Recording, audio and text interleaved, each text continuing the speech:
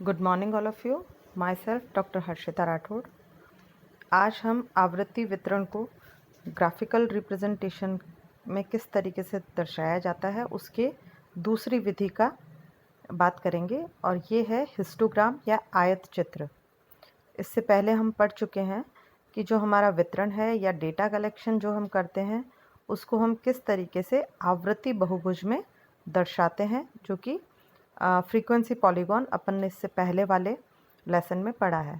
तो आज हम हिस्टोग्राम या आयत चित्र की बात करेंगे। ये भी डेटा का एक ग्राफिकल रिप्रेजेंटेशन है, और क्योंकि इसमें हमारा जो फ्रीक्वेंसी है उसको आयत के रूप में ग्राफ पेपर पे बनाया जाता है, आयत यानी आयताकार शेप में, इसीलिए इसको आयत चित्र कहते हैं।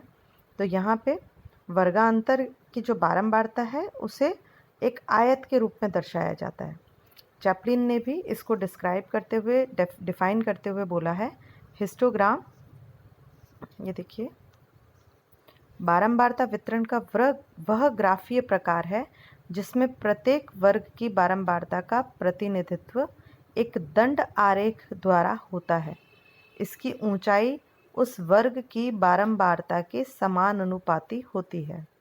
इसे आप इस तरीके से समझ सकते हैं कि जैसे हमने आवृत्ति बहुभुज में ओ एक्स एक्सिस पे या एक्स एक्सिस पे मध्य बिंदु लिया था, वैसे ही यहाँ पे मध्य बिंदु या क्लास इंटरवल जो है वो ओ एक्स एक्सिस पे लेते हैं।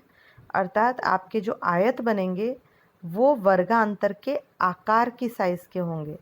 यानी वर्गांतर यदि आपका 5 का है तो 5 का जो चौड़ाई है उसके आधार पे आयतों की जो हमारे बार्स बनेंगे उनकी चौड़ाई होगी, और लंबाई जो है वो हमारी बारंबारता या फ्रीक्वेंसी पर आधारित होती है या फ्रीक्वेंसी के समानुपात होती है। जैसा कि यहाँ आप चित्र नंबर 3 में देख पा रहे होंगे। आप ये देखिए, एक सेकेंड, देखिए चित्र में यहाँ बारंबारता, ये आपको चौड़ाई दिखाई दे रही है। ये चौड़ाई डिपेंड करेगी आपके वर्गांतर के आकार पर। यहाँ मध्य बिंदु ले रखा है, और आप देखें तो ये एक तरीके से 30 से 34, फिर 44, 49, ये सारे जो हैं ये आपके वर्गांतर के आकार को दिखाते हैं। जितना हमारा वर्गांतर है ये उसको दिखाते हैं। और इनकी जो लंबाई है वो आप देख सकते हैं। ये देखिए, हर आयत की जो लंबाई है वो इस फ्रीक्वेंसी के बराबर होगी। जो यहाँ पे अपन ने बारंबारता या आवृत्ति दे रखी है उसके बराबर इन आयत की लंबाई होगी। तो एक तरीके से हम ये कह सकते हैं, जो अभी हमने बात करी, कि बारंबारता, उसकी वर्ग की ऊंचाई जो है वो बारंबारता के समानुपाती होती है। तो ये डेफिनेशन चैपलिन ने दी है। अब हम बात करेंगे कि इसे बनाया किस तरह जाता है, हिस्टोग्राम को किस तरीके से आप बनाएंगे ग्राफ पेपर पे।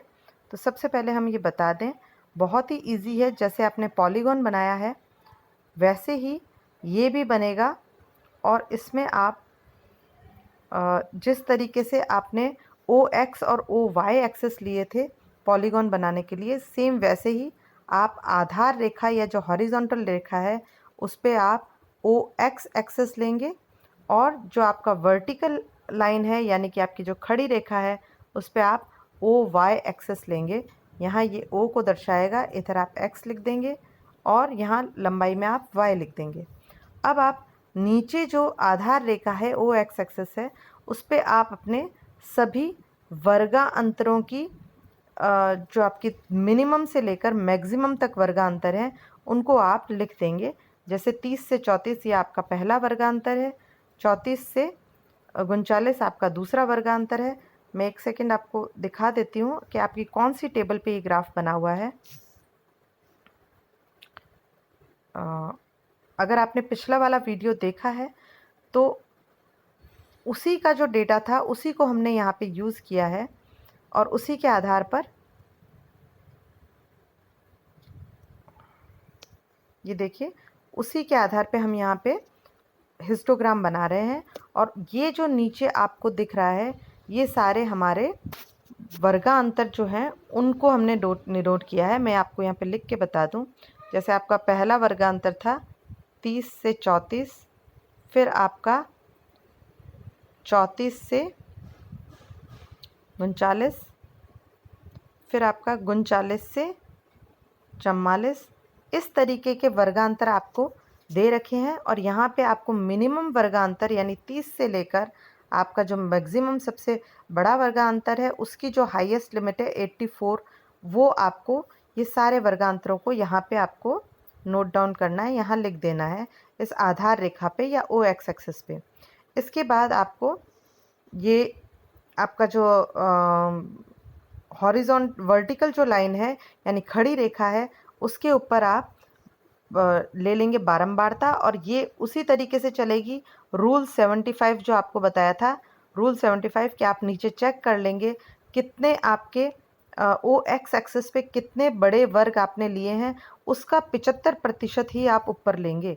अर्थात यदि नीचे आपके 10 हैं तो ऊपर नीचे अगर आपने इस आधार रेखा पे 10 ब्लॉक्स लिए हैं तो ऊपर आप 75 यानी कि आप 7 या 8 ब्लॉक ले सकते हैं। यही रूल 75 है। 10 का आप 75% निकाल लेंगे जो कि 7.5 होगा, तो यानी कि 7.5 को आप एक एक्स्ट्रा 8 भी ले सकते हैं। तो इस तरीके से आपको रूल 75 फॉलो करना है, जो कि बहुत अच्छे से आपको पॉलीगॉन मेकिंग के टाइम भी हमने बताया है। और अब आप यहाँ पर जो सबसे इम्पॉर्टेंट चीज़ है वो कि आप ओ वाई एक्सिस पे बारंबारता को डिनोट कर देंगे और ओ एक्स एक्सिस पे आप आपकी जो क्लास इंटरवल्स हैं उनको आप डिनोट कर देंगे। और इसी का जैसे पहले बताया था कि किस तरीके से आप इसमें स्केल ले सकते हैं। स्केल आप लिखेंगे O X is equals to 1 centimetre. 1 centimetre देखिए इसमें कितना है, ये एक बड़ा ब्लॉक जो है वो 1 सेंटीमीटर कहलाता है। तो यहाँ हम 1 सेंटीमीटर के अंदर कितने ले रहे हैं, 5 क्लास इंटरवल। तो CI ले रहे हैं आप, तो आपका पैमाना हो जाएगा या स्केल हो जाएगा O X is equals to 1 centimetre is equals to 5 class interval. ठीक है, CI।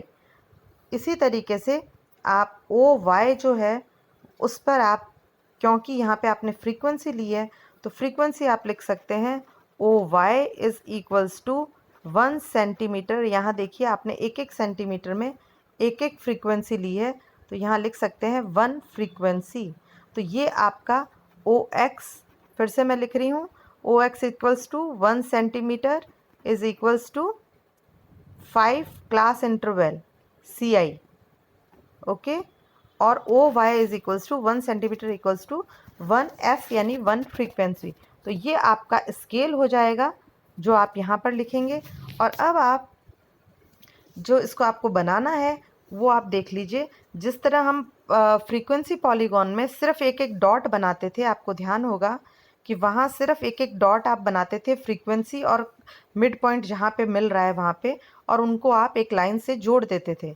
लेकिन यहाँ पे आपको पूरा का पूरा जो आपका क्लास इंटरवल है उसको लेते हुए उसके ऊपर जितनी फ्रीक्वेंसी है वहाँ पर एक आयत बनाना है, उसी से जुड़ता हुआ दूसरा आयत, तीसरा आयत, चौथा आयत। इस तरीके से आप इसमें सारे आयत बना देंगे और ये जहाँ जिस वर्गांतर पे जितनी फ्रीक्वेंसी है उसके आधार पर होंगे। ये देखिए जैसे यहाँ पे आपको दिखाई दे रहा है 30 से 34 जो आपका पहला वर्गांतर है उसकी आवृत्ति 2 है, तो आपने 2 तक का आयत बना लिया। इसी तरीके से 34 से 39 जो है 34 से 39 उस पर आपकी फ्रीक्वेंसी 3 है, तो आपने 3 तक का आयत बना दिया। इसी तरह जहाँ 4 है, 6 है, फिर यहाँ पे 7 है, फिर यहाँ पे 10 है, again it's 6 and this is 5, और ये आपके 69 टू 74 के बीच में आपके 4 है। देन 74 टू 79 आपके पास 2 है, और 79 टू 84 आपके पास 1 फ्रीक्वेंसी है। तो ये जितनी जितनी आपकी फ्रीक्वेंसी है उसके आधार पे आपके आयत की लंबाई चढ़ती जाएगी और आप इस तरीके से एक आयत बहुभुज या सॉरी आयत चित्र, या आप जैसे हिस्टोग्राम कह सकते हैं, ये आपका मेकआउट हो जाएगा। यहाँ आपको ध्यान रखना है मध्य बिंदु पे, सॉरी ओ एक्स एक्सिस पे आपको हमेशा ही क्लास इंटरवल लेना है और ओ वाई पे हमेशा आपको फ्रीक्वेंसी लेनी है। तो इस तरीके से ये आपका आयत बहुभुज, या जिसे हम कहते हैं हिस्टोग्राम, आपका बन जाएगा। अब हम कुछ इम्पॉर्टेंट चीज़ें जानेंगे कि हिस्टोग्राम किस तरीके से आवृत्ति बहुभुज से डिफरेंट है या उनमें क्या समानता है। समानताएं तो आपको देखते ही नज़र आ रही होगी। पहली समानता कि दोनों में ही जो वर्गांतर है वो ओ एक्स एक्सिस पे होता है और बारंबारता ओ वाई पे होती है। दूसरी समानता ये है कि यहाँ पे भी आपको ओ एक्स और ओ वाई जो आपने स्केल्स लिए हैं या एक्सेस लिए हैं, उनके ऊपर स्केल आपको दोनों के लिए ही देना होता है। दोनों के लिए समान तरीके से आप स्केल डिसाइड करते हैं किस में कितना आ रहा है। और इस तरीके से और देखा जाए तो ये आपको दोनों ही जो आवृत्ति बहुभुज और आयत चित्र हैं, वो दोनों ही ग्राफिकल रिप्रेजेंटेशन होता है। किसी भी डेटा के ग्राफिकल रिप्रेजेंटेशन के लिए हम इनको दोनों को यूज़ लेते हैं। लेकिन इन दोनों में समानताओं के अलावा कुछ डिफरेंस भी है जो आपको यहाँ दिखाई दे रहा होगा। सबसे पहला डिफरेंस तो आप देखिए कि जहाँ आवृत्ति बहुभुज में आप मध्य बिंदु लेते थे, यहाँ इन्होंने मध्य बिंदु लिख दिया है, लेकिन हमने मध्य बिंदु नहीं बल्कि ओ एक्स एक्सिस पे आपने वर्गांतर लिए हैं। वर्गांतर की निम्नतम सीमा और उच्चतम सीमा तक आपने, ये देखिए, वर्गांतर की निम्नतम सीमा जो 30 है और सबसे जो हाईएस्ट आपका वर्गांतर था उसकी उच्चतम सीमा 84 है, उनको आपने लिया है, न कि मध्य बिंदु को। यहाँ इन्होंने गलत दे दिया है, ये लाइन बुक में भी गलत है, प्लीज़ मेंशन इट, कि आपको आवृत्ति बहुभुज में आप हमेशा मध्य बिंदु लेते हैं, जबकि आयत चित्र में या हिस्टोग्राम में आप प्योर क्लास इंटरवल्स को ओ एक्स एक्सिस पे लेते हैं। ओ वाई एक्सिस पे हमेशा ही फ्रीक्वेंसी होती है, चाहे वो हिस्टोग्राम हो या पॉलीगॉन हो। सेकंड जो इनका डिफरेंस है वो ये है कि जहाँ आवृत्ति बहुभुज या आपका वो इस तरीके से बहुभुज के रूप में आपने देखा होगा हमारा बनता है, यानी कि उसमें आप एक एक फ्रीक्वेंसी को इस तरीके से गोला बना के आप दर्शाते हैं और उनको मिला देते हैं। यहाँ पे आपको आयत रूप में, अर्थात आपका जो पूरा का पूरा क्लास इंटरवल है उसके ऊपर आप आयत बनाते हैं उसके पूरे चौड़ाई विड्थ के अनुसार। तो ये एक और डिफरेंस है। तीसरी इसमें जो सबसे इम्पॉर्टेंट चीज़ है कि एक अगर सिंगल डेटा है तो सिंगल डेटा में अलग अलग व्यक्तियों का या अलग अलग क्लास इंटरवल का यदि हमें तुलनात्मक अध्ययन करना है तो वो हिस्टोग्राम में ज़्यादा आसानी से होगा बजाय पॉलीगॉन के। देखा जाए तो पॉलीगॉन इस तरीके से बना हुआ होता है, तो इन लाइनों से शायद आप ढंग से आपको पिक्चर क्लियर नहीं होती, लेकिन जिस तरीके से ये हिस्टोग्राम है इसमें आप बहुत अच्छे से कंपेयर कर सकते हैं कि 30 से 34 के बीच में जो हमारा है आवृत्ति 2 ही है, जबकि आप देखिए 79 से 84 के बीच में आवृत्ति 1 है, ये इससे कम है।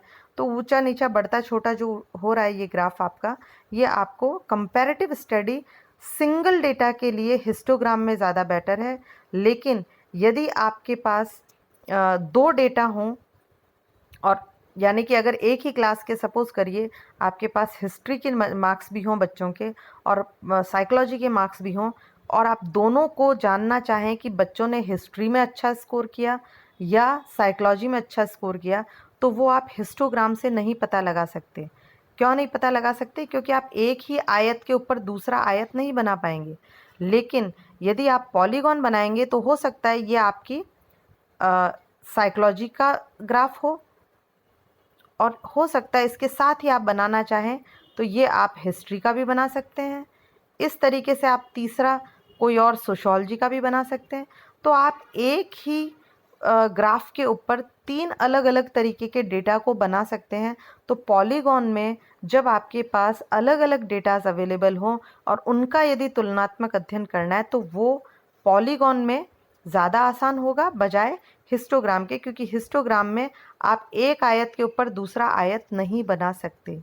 तो ये एक बेसिक डिफरेंस है। इसके अलावा और जो छोटे मोटे डिफरेंस है वो आप देखिए जो आपको समझ आ रहे होंगे, लेकिन ये 3 मेजर डिफरेंसेस हैं। इनके बेसिस पे आप पता लगा सकते हैं कि हिस्टोग्राम और पॉलीगॉन किस तरीके से एक दूसरे से अलग हैं। तो ये आपका बेसिक हमने बात की। यहाँ पे भी जैसे बताया गया है, दोनों को बनाने का जो तरीका है हिस्टोग्राम और पॉलीगॉन को, वो लगभग एक सा ही है। सिर्फ एक इम्पॉर्टेंट चीज़ ध्यान रखनी है कि आधार रेखा पर आप यानी कि ओ एक्स एक्सिस पे पॉलीगॉन में आप हमेशा मध्य बिंदु लेते हैं, उसमें आपको मध्य बिंदु निकालना भी होगा। लेकिन हिस्टोग्राम में आप ओनली क्लास इंटरवल्स लेते हैं, मध्य बिंदु नहीं लेते। तो इस तरीके से आपके कोर्स में ये जो दो ग्राफिकल रिप्रेजेंटेशन है, वो दोनों ही अब आपको अच्छे से समझ आ गए होंगे, पॉलीगॉन एंड हिस्टोग्राम। तो ये दो बहुत ही इम्पॉर्टेंट है। इसके आगे वाले लेसन में हम बात करेंगे कि एक ही ग्राफ पेपर पर एक ही डेटा के ऊपर आप किस तरीके से दोनों ग्राफिकल रिप्रेजेंटेशन दर्शा सकते हैं, जो मोस्टली क्वेश्चंस में आता है। एग्जाम्स में जो ज़्यादातर क्वेश्चन आते हैं वो सिंगल हिस्टोग्राम या सिंगल पॉलीगॉन बनाने को नहीं देते, आपको एक ही डेटा दे दिया जाता है और कहा जाता है कि इसके ऊपर हिस्टोग्राम और पॉलीगॉन दोनों बनाइए। तो नेक्स्ट लेक्चर में हम इसकी बात करेंगे। Thank you so much.